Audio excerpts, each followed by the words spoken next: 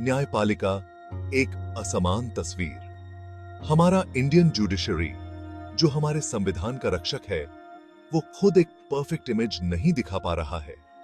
अगर हम इसकी स्ट्रक्चर देखें तो इसमें हमारे समाज के हर वर्ग का रिप्रेजेंटेशन नहीं है। यह इम्बैलेंस खास तौर पे जाति रिप्रेजेंटेशन के मामले में चिंता की बात है।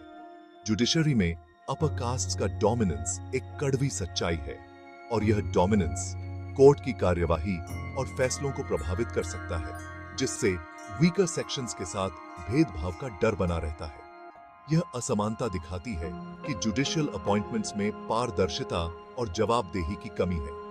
एक समावेशी न्यायपालिका के लिए जरूरी है कि हर जाति और वर्ग के लोगों को इक्वल अपॉर्चुनिटीज मिले। जब तक जुडिशियल स्ट्रक्चर में डाइवर्सिटी नहीं होगी, तब तक लोगों का न्यायिक प्रणाली में विश्वास कमजोर होता रहेगा। इस इम्बैलेंस को दूर करने के लिए फौरन कदम उठाने की जरूरत है। दबदबे का चक्र, अगड़ी जातियां और उनका प्रभाव। न्यायपालिका में अगड़ी जातियों का ज्यादा दबदबा होना कोई नई बात नहीं है। ब्रिटिश राज के समय से ही अपर कास्ट्स का कानून और न्यायिक व्यवस्था पर कंट्रोल रहा है। आजादी के बाद भी यह सिस्टम वैसे का वैसा ही रहा।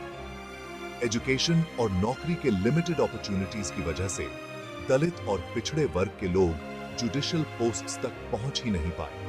इस दबदबे का असर जुडिशियल डिसीजंस में साफ दिखाई देता है। कई मामलों में ऐसा देखा गया है कि कोर्ट्स ने जाति आधारित भेदभाव के मामलों में संवेदनशीलता नहीं दिखाई। इस इम्बैलेंस की वजह से दलित और पिछड़े वर्ग के लोगों का जुडिशियल सिस्टम में विश्वास कम होता जा रहा है। एससी सब कोटा एक पेचीदा मामला। एससी सब कोटा का मुद्दा जुडिशरी में रिजर्वेशन पर बहस का एक अहम हिस्सा है। इस फैसले के तहत स्केड्यूल्ड कास्ट्स के अंदर ही उपवर्गीकरण की मांग की गई है। जो लोग इसके समर्थन में हैं, उनका कहना है कि एससी कम्युनिटी में भी कुछ जातियां दूसरों की तुलना में ज्यादा वंचित हैं। वे यह भी कहते हैं कि मौजूदा reservation policy in internal inequalities को दूर करने में नाकामयाब रही है। हालांकि जो लोग इसके खिलाफ हैं, उनका मानना है कि यह एससी कम्युनिटी को और बांट देगा। उनका यह भी कहना है कि यह संविधान के मूल भावना के खिलाफ है, जो जाति आधारित भेदभाव को खत्म करने की बात करता है। एससी सब कोटा का मुद्दा बहुत ही कॉम्प्लिकेटेड है, जिसके बहुत बड़े सामाजिक और राजनीतिक परिणाम हो सकते हैं। अधूरी उम्मीदें, बैकलॉग वैकेंसीज का दर्द। सरकारी नौकरियों में बैकलॉग वैकेंसीज की समस्या सामाजिक न्याय के रास्ते का एक बहुत बड़ा रोड़ा है।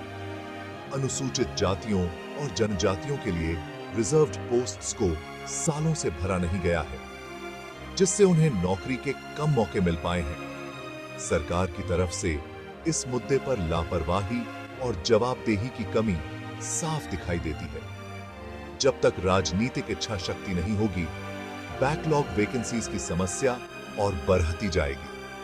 इससे न सिर्फ रिजर्व्ड कैटेगरीज के लोगों को नुकसान हो रहा है, बल्कि सरकारी तंत्र की कार्यक्षमता पर भी बुरा प्रभाव पड़ रहा है।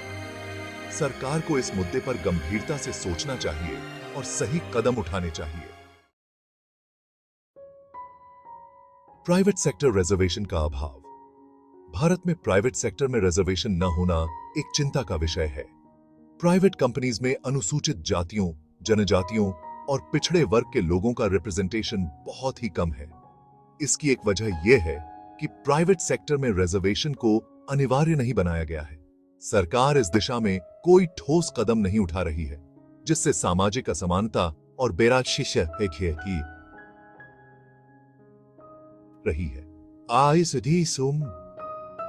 प्राइवेट सेक्टर में डाइवर्सिटी की कमी से न सिर्फ सामाजिक ताना बाना कमजोर होता है, बल्कि आर्थिक विकास पर भी बुरा असर पड़ता है।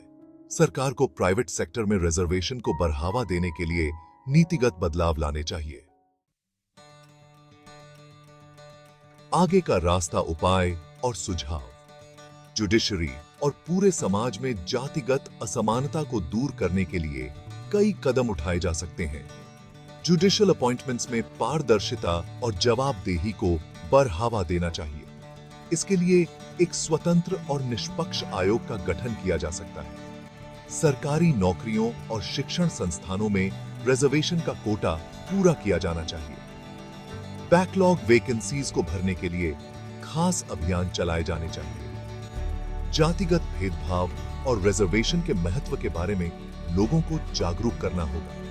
इसके लिए स्कूली पाठ्यक्रम में बदलाव और जागरूकता कार्यक्रम चलाए जा सकते हैं। प्राइवेट सेक्टर को भी सामाजिक जिम्मेदारी निभाते हुए रिजर्वेशन को बढ़ावा देना चाहिए। इसके लिए प्रोत्साहन योजनाएं और डाइवर्सिटी कोटा लागू किया जा सकता है। हमें याद रखना होगा कि सामाजिक न्याय केवल एक वर्ग विशेष का मुद्दा नहीं है, बल्कि यह पूरे देश के विकास और प्रगति से जुड़ा है।